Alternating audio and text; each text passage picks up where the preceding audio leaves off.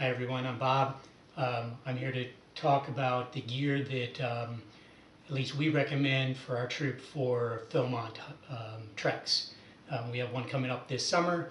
It's pretty exciting. I've been once before, so I'm not necessarily an expert, but I've got opinions just like everybody else. So to start with, I'm going to run through the checklist that we have. So guys, if you don't have one of these yet, let's make sure you get one and go through it. I think everything I have that I'm going to show you is on this list. So we'll start. Obviously you need your pack. I think the size depends a lot on what size you are. The normal range that I see is like 55 liters to about 80 liters. So obviously if you're smaller, you can probably get by with a smaller pack. If you're bigger, you can probably handle a bigger one. Also, if you've got a lot of low volume, lightweight gear, you might be able to get by with a smaller pack. Keep in mind that in addition to all of the gear that you're going to see, you're also going to need to get food, water, and troop gear in. I'm not even going to touch that stuff today. I'm just going to try to focus on personal gear. Next on our list is a rain cover for your pack. Make sure it's big enough that it covers gear that you put on the outside of your pack. Also think about it, if you are going to tie or connect gear to the outside of your pack, how does your rain cover go on? So that's pretty complicated if you have a lot of things strapped to the outside. If you can just strap something on the bottom or something on the top, you might be able to get away a little easier with a standard rain cover.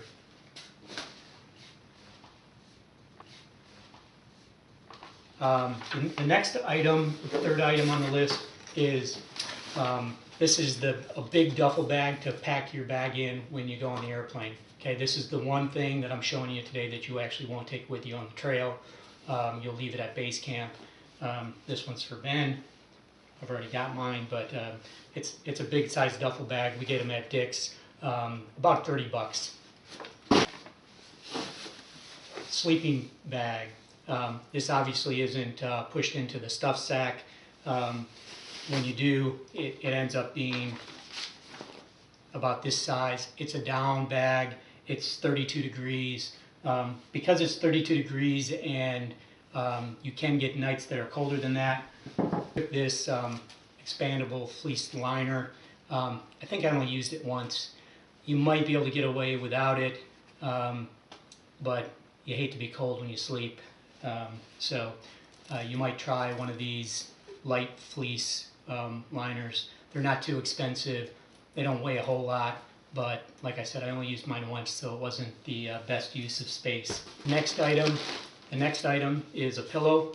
I've got one of these little blow-up air pillows.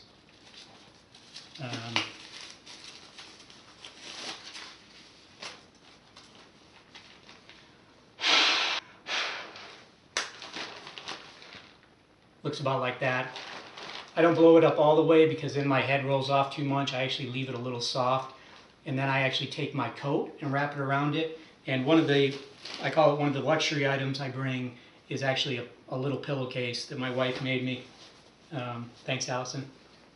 So the pillow goes, I wrap the coat around it, the pillow and the coat go in there. It makes a really good pillow. And if it's cold enough and I have to wear my coat, I can still get by with this. I skipped the sleeping pad. I've got a Thermarest. I think it's a 1 3/4 inch or something. It's a little heavy,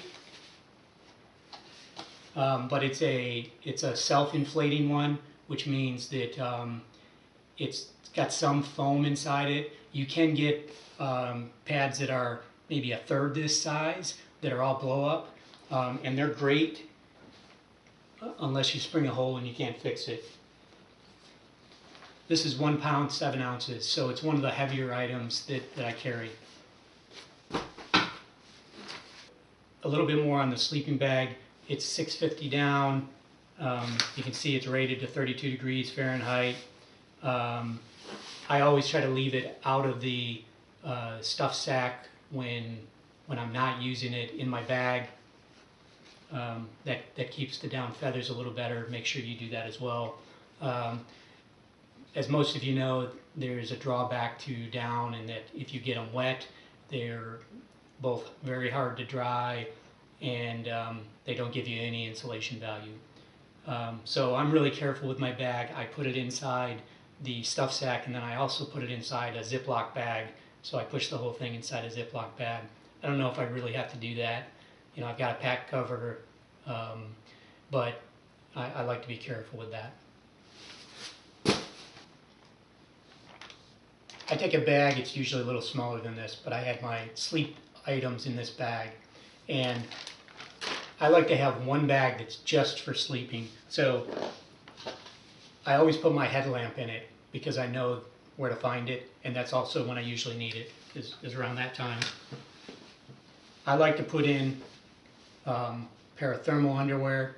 I don't always use them, but it is nice to have. You might decide that if you go with the thermal underwear that you don't need the fleece liner that I showed you earlier. I also put in one shirt. Last time I took just a t-shirt. This time I've got a long sleeve shirt in my sleep bag because we've been doing some colder weather camping.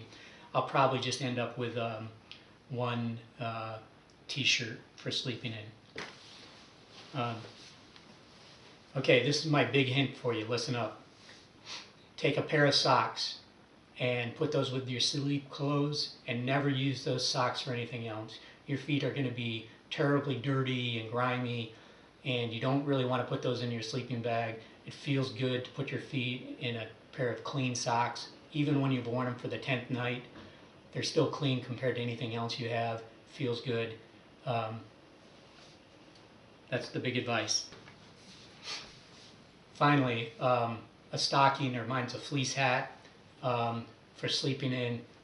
Again, primarily for the cold. I also used it, you know, some mornings, maybe at night. I can't remember. Okay, next section on the checklist is your day clothes. It starts out with a Class A shirt. I know you all know what that is. You're not going to take that. That's another item that you're going to have with you that you won't take on the trail. We'll leave it at base camp. There's lockers there. We'll talk more about that later.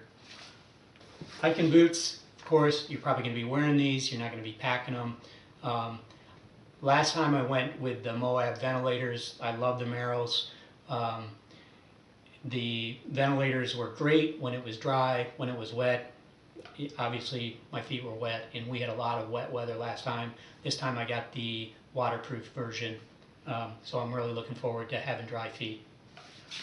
Next item, and a very important item, I get real hung up on the socks, is wool socks. So I take at least 3 pair for hiking. That's what I took last time. I might go with a 4th pair this time, just because we had so much wet weather. I don't think that's the norm. 3 pair is probably enough, especially if you have your sleeping socks, but at least 3 pair. That includes the one that you're wearing, by the way, so maybe you're carrying 2. For me, and I think for many of us, liner socks are really important. I try to have at least 1 liner sock for every pair of regular socks.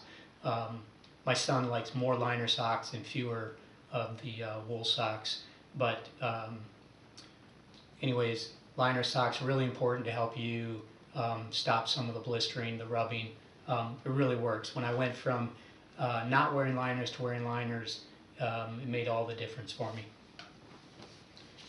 Underwear. All right. As surprising as it may sound, I wore one and I took one. So you're taking 2 pair of underwear. These aren't your normal underwear, unfortunately. They're like $30 at REI or something. They're supposed to be better breathable. They're going to stop you from chafing. Anyways, I can say I didn't have any problems in that area, other than, you know, the odor elimination wasn't quite as great as I would have hoped. But the next item is long pants. Most of you will probably just wear your scout pants with the zip offs. I actually have a pair of really lightweight hiking pants. They're the zip off as well. These are what I'm going to bring and probably what I'll wear all the time. My younger son makes fun of me because I wear them all the time now. I probably will also bring a pair of shorts just so I can have something if these get wet, or sometimes it's a pain to take the legs on and off. I might pull these out depending on what my pack weighs because they're a little heavy, or I might take my other pair of Scout, the newer Scout pants are a little lighter, so I'll probably take those instead of these if I do bring the shorts. Short sleeve shirts, you're going to want at least 2 of those. So these are kind of the dry fit shirts that I bring. I think this is actually the one I wore at night last year, but I've got it in here as an example. You're also going to get a Philmont shirt as part of the package. You paid for it, but so this will be one that you'll take, plus at least one other. Long sleeve shirt. Here's where I differ a little bit. I wear the long sleeve shirts most of the time. That way I don't have to put on a lot of sunscreen. You know, at least when we went last time, it just wasn't that hot. And so I went kind of like this with my shirt sleeves rolled up. But again, kind of dry fit shirts are best for me. A lot of the guys like the button up. That way they can roll up the sleeves or unbutton the front. But at least one long sleeve shirt. I'd probably go with 2 long sleeve, 1 t-shirt if I had to keep it to 3, but you can do what works best for you. Okay. These are liner gloves. They're meant to go under other gloves. I found these at Dick's. They're North Face. They're really light. I like the material. Pretty expensive.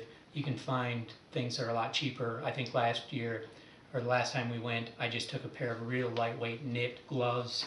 They're probably meant for little kids. They only came up to top of my wrist, but they were good for keeping my fingers warm, and they didn't take up any space, and they didn't weigh anything. Hat. In this case, the hat they're talking about is something with a brim. This is the one I took last year, and I wore it the first few days. I don't know that I'm going to do this year. I might go with just a baseball cap and then a buff. I really liked wearing the buff last time around my neck. I could put it up over my ears if I needed to. For some reason, that just works better for me. A lot of guys will wear a wide brim hat the whole time. Okay, your warm wear. This is the coat I took last time. I'm going to take it again. You know, I think it's meant to act like a light down coat. This isn't down, but it works for me. It packs up really small. It's good for a pillow. I like it, so I'm going to wear it again. I did get a stuff sack for it. It fits in a little stuff sack about that wide, that long. But I'm not sure I always use it. Sometimes I like to take my coat and kind of squish it down in the bag as I'm packing it in to fill in some of the holes. A lot of guys will bring kind of a fleece jacket or a fleece pullover. Actually, the red troop jackets that we have would work great for that. But this would be my first choice. Rain gear, very important. As much as I don't want to have to use it, last time we went, I took just a Frog Togs top and bottom. Like I mentioned, we had an awful lot of rain. You know, the tops on the Frog Togs don't really tie up tight. The wrists are either too loose or too wide, or too loose or too tight. The hat that goes over isn't very tight fitting.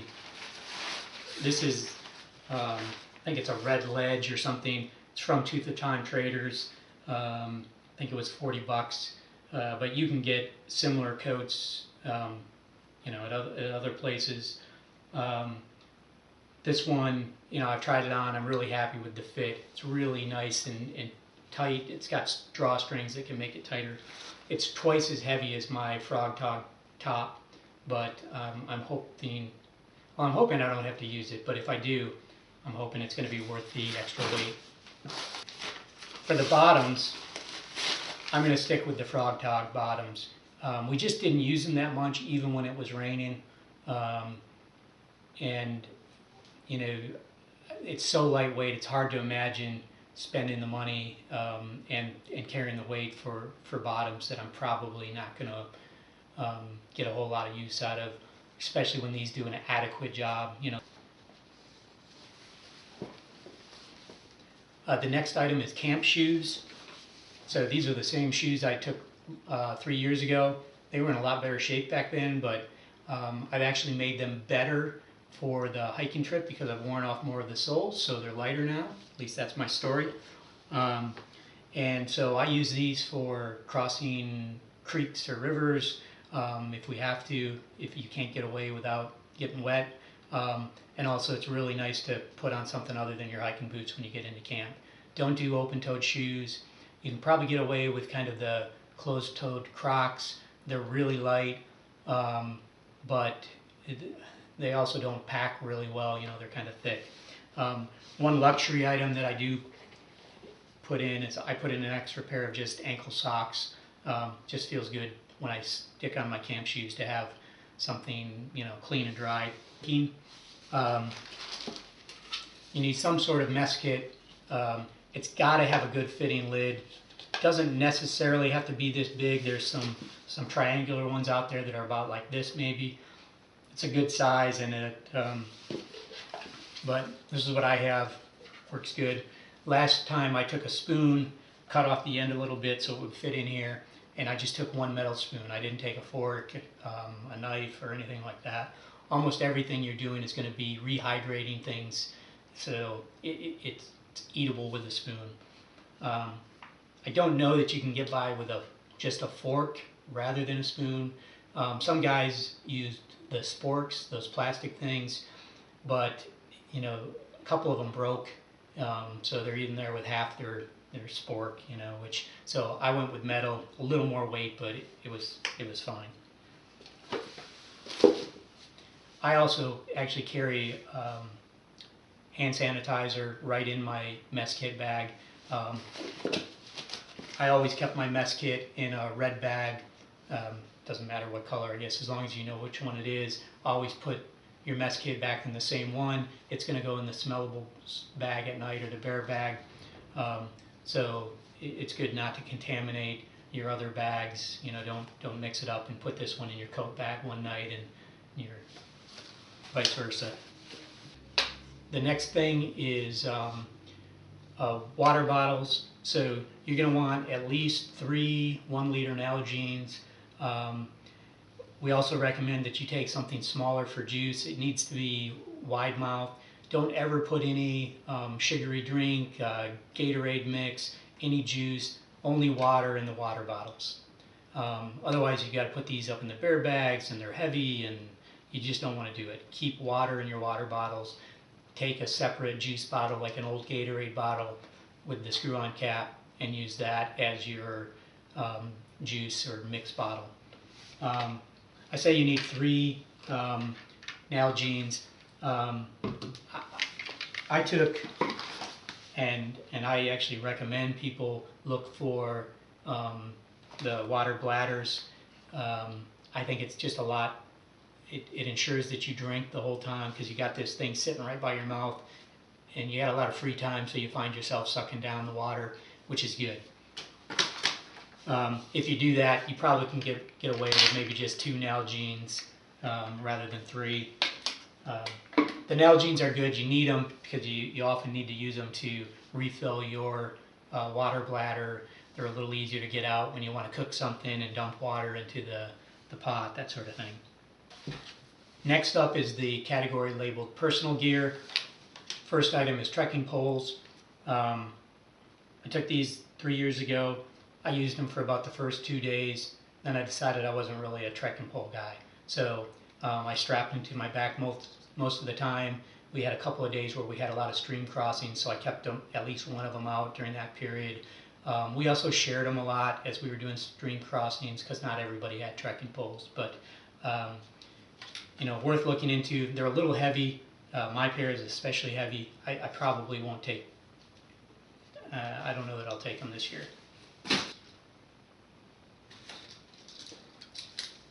Connected to my backpack, I keep 3 things. Small little hand sanitizer, my little pocket knife, and this little LED flashlight.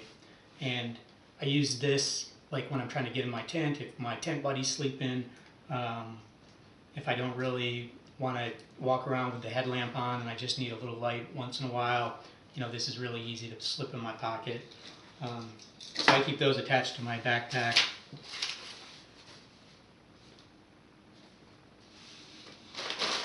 Toiletry kit is not very complex. You're not going to take any deodorant, any soap. Really the one smelly thing you're going to bring with you from a personal hygiene standpoint is toothpaste. So the only things that you probably really need, toothpaste and toothbrush. I take a comb as well.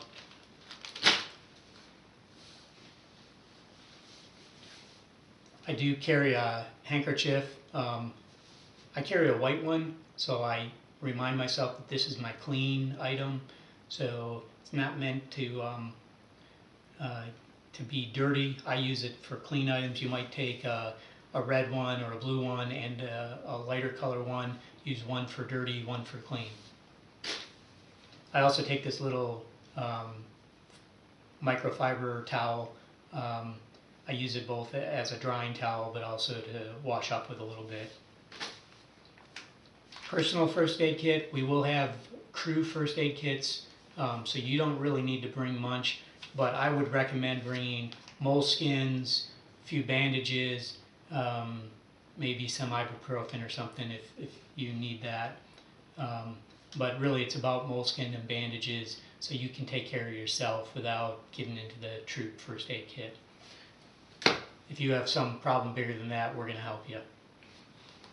Luxury item, little bottle of Gold Bond just to dry your feet out a little bit. A couple of times during the trek you're going to want to clean up, and it's always nice to be dry when you do that. I never use this, but some people find it really helpful. It's Glide, which helps with chafing and that sort of thing. So if you're going to add something to your personal first aid kit, I'd recommend this, the Gold Bond, and the other thing is saline solution, and that's really nose spray to keep your nose from drying out and bleeding. You don't want to get nosebleeds. We had one of our crew members that did, and it was no fun for him. Luckily, it was just pretty much the first couple of days, and then it cleared up for him when all the rain came. Stool. Okay, camp stool can be a big weight item. Mine is not. I get by with one of these really little ones. Most people probably would not be happy with this, but I like it because it's so small that and easy to put together. I can afford to get it out and use it while we're at a short stop where most people are not going to mess around with their chair because it's too complicated, it's too big, it's too hard to put back. This I actually keep in the brain of my backpack, so very easy for me to get in and out. The next item's optional, of course, but I live for this kind of stuff. The camera I'm actually using right now, but the camera I take fits in this little bag. I don't know that I'll even take the bag this time because I didn't really use it. I just put it in the side pocket of my backpack most of the time. If you do take a camera, I would really recommend finding one that takes replaceable batteries. They're really hard to find, but there's not a place to charge. So getting something with rechargeable batteries doesn't do you a lot of good. So when you do get batteries, get these Energizer Ultimate Lithium are the ones I got. I think it was $10 for 4 batteries, but I only used like, I didn't even go through all 4 of them when I was there. The camera takes 2. I replaced it maybe 8 or 9 days into the trek. So the last couple of days I used a fresh set of batteries. I also had 2 memory cards. I don't remember the amount, but it was enough to get me by. And I took 1,400 photos, I think, and videos. This is my stand-in for my watch. couldn't find my watch, but I've got a watch that also has the has like a barometer on it, or tells you your elevation. So you might want to watch with an alarm to help wake you up in the morning.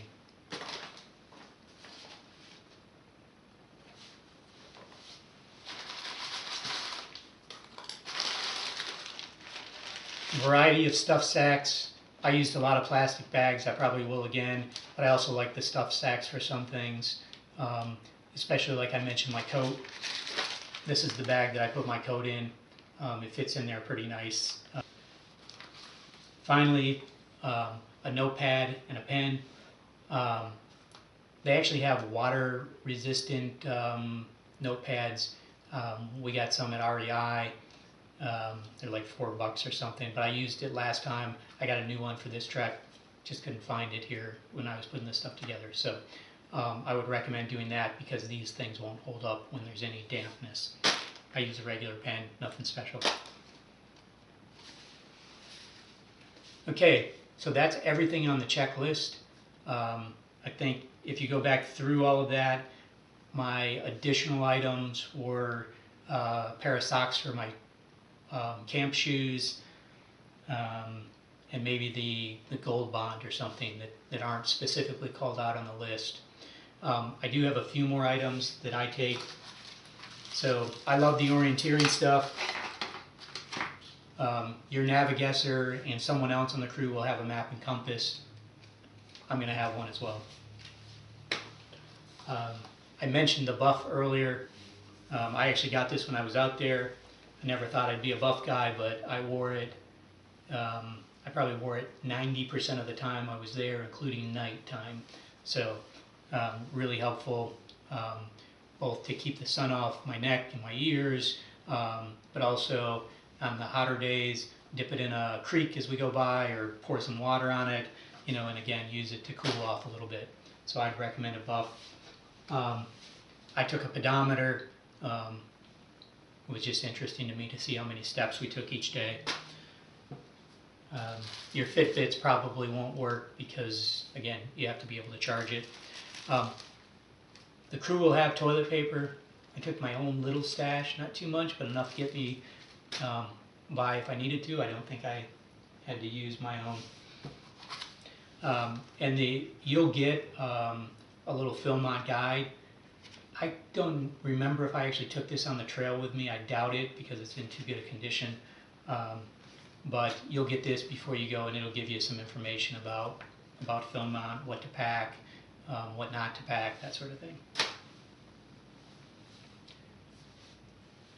So that's all the gear. That seems like it's a lot. It's amazing that it all fits in the backpack, but it does. And